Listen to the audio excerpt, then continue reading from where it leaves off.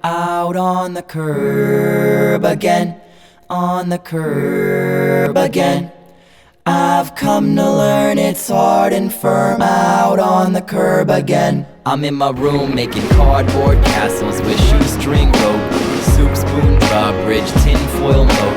I'm still dreaming after all these years. I'm in my room making cardboard castles with shoestring rope, soup spoon drawbridge, tinfoil moat.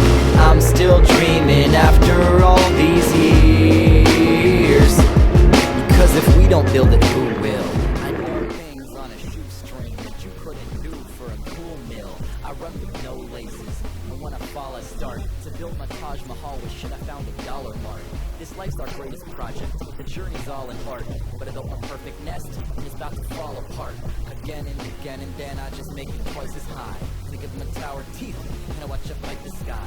Because I might just cry if I don't keep it moving. I'll focus on what I can make and not what just got ruined. Cause every stone will crumble down to dust, to dust, to dust, to dust.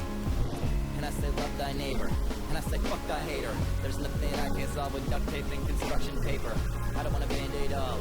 We rip it, fall, rip it off. On the curb again, on the curb again.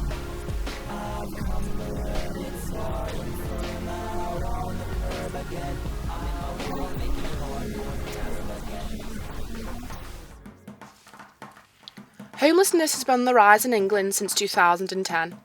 There are approximately 53,000 people living in hostels and other supported accommodation for the homeless across the UK.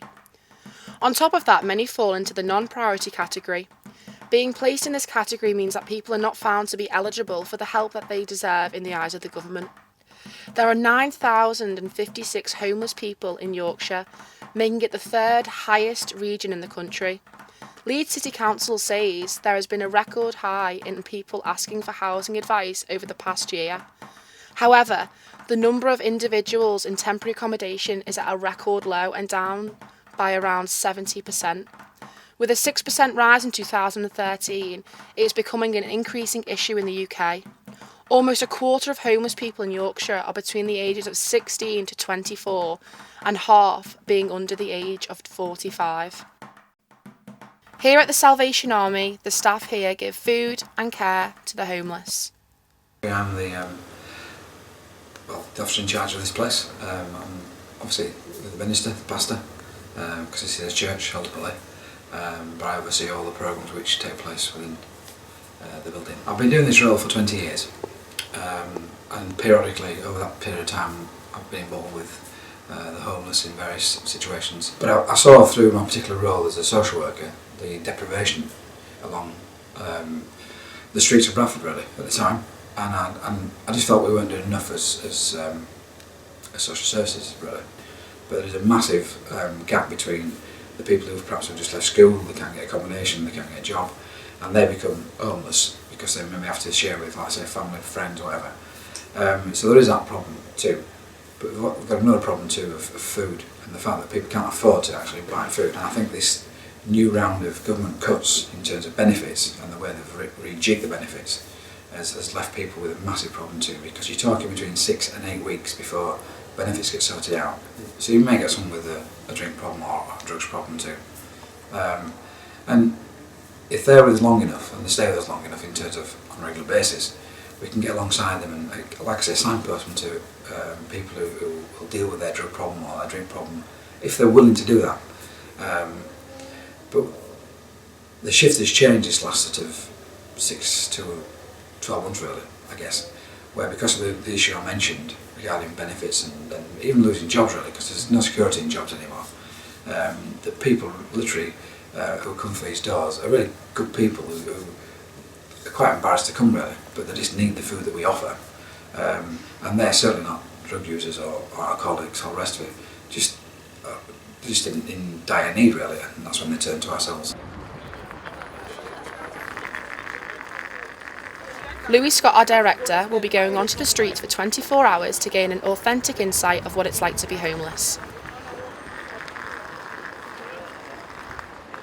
Well, the 24 hours on the streets has officially started.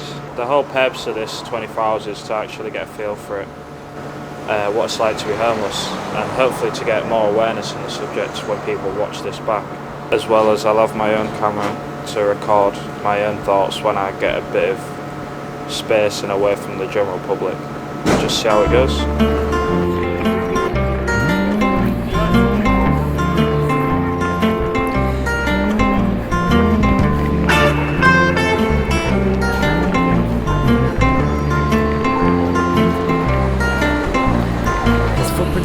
This is my first video log. I've been out a few hours now. I'm just passing through the car tunnel. Some people are being quite nice. A lot of them are very unfriendly. Someone walked past called me a tramp, which is never good. Gone 2 days now without sleep, so that's having its toll on me. I'm feeling pretty tired. It's quite cold. I've got so many layers on, but I'm still cold. I'll stop logging for now. I'm near Little Cross Street. It's a possible place to sleep. For now I'll finish logging. I'll check in later. At Sainsbury's local in Leeds city centre and Albion Street, theft is a common occurrence among homeless people. Chris, a security guard for this particular shop, has been a victim of assault by a homeless person in the recent months. There's the ones that are genuinely homeless and that you can tell just by the demeanour. They're not coming in, they're not buying alcohol, they're coming in and buying the reduced products with the money that they've managed to beg off for people. And then you've got the other side of the group where you've got absolute idiots that are just smashed all the time on drugs and drink, don't know what day it is.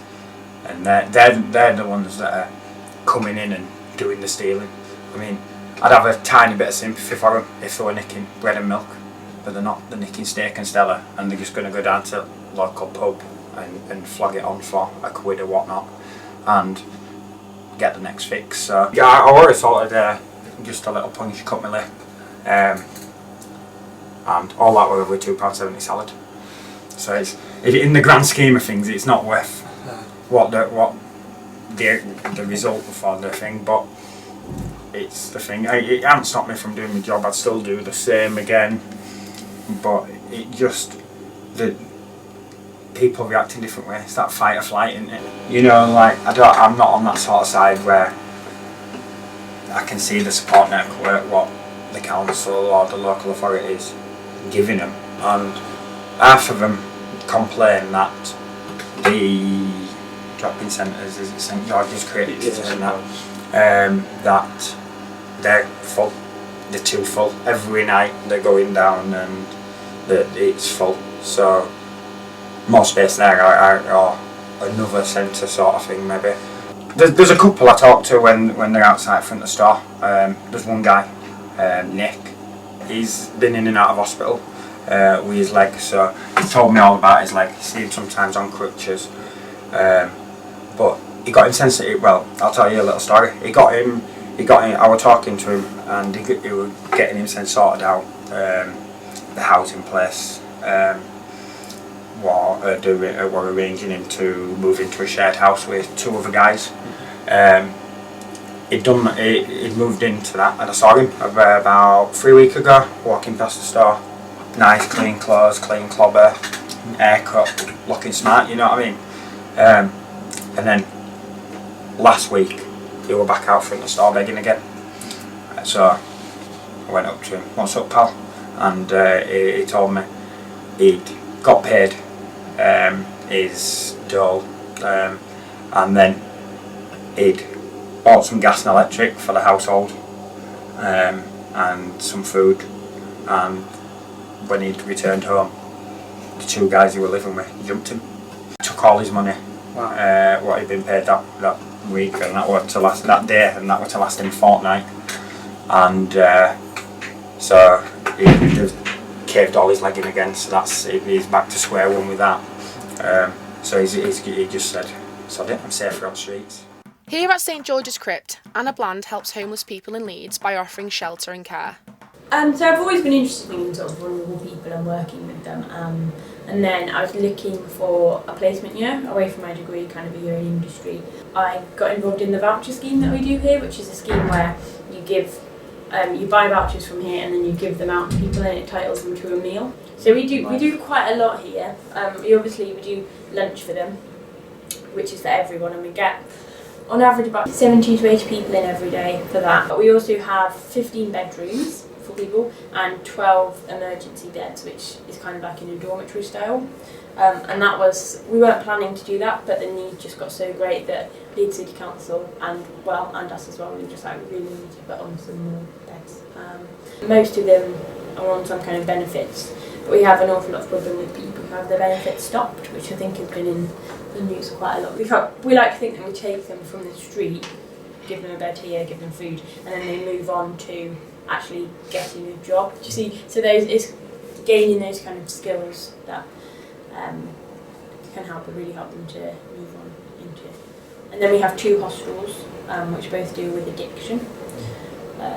We have one which is a wet hostel, which means that people can drink there, and that's really, I guess, primary harm reduction. And then we've got a dry hostel, which does a lot of rehabilitation with them. We have a social enterprise based there that does a 5-day-a-week scheme, and like they do some gardening and like so practical as well as emotional. And then we have charity shops and cafes as well, which offer job opportunities to people. I think it's really important that we become part of Leeds, and like we base like our charity shops and stuff. We have put them in like local communities, so kind of we become part of local communities, I guess. The council do support us, so we are government funded partially. It's about 40%, I've been told, but the rest we have to fundraise ourselves. Well, I found a place to sleep, but it seems someone else has taken it. I think I really need a kip. I'm not one for napping, but it's just being hard. Not many cooperative people knocking about, even the homeless, like, seem quite territorial. Like, there's a few nice ones I've met, but most of them were drunk. I don't know what time it is, but the sun's just about going down. So, yeah. Really dehydrated, really hungry. Just gonna see how it goes. Sign out for now.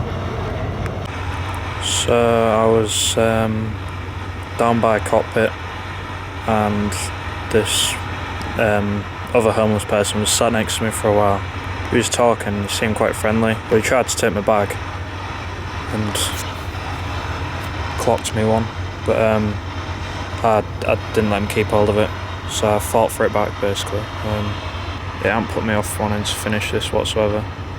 Just have to be a bit more careful, like who I would hang around with. It's getting pretty dark. This may be it until morning, but we'll see what happens. If anything new happens, I shall record it.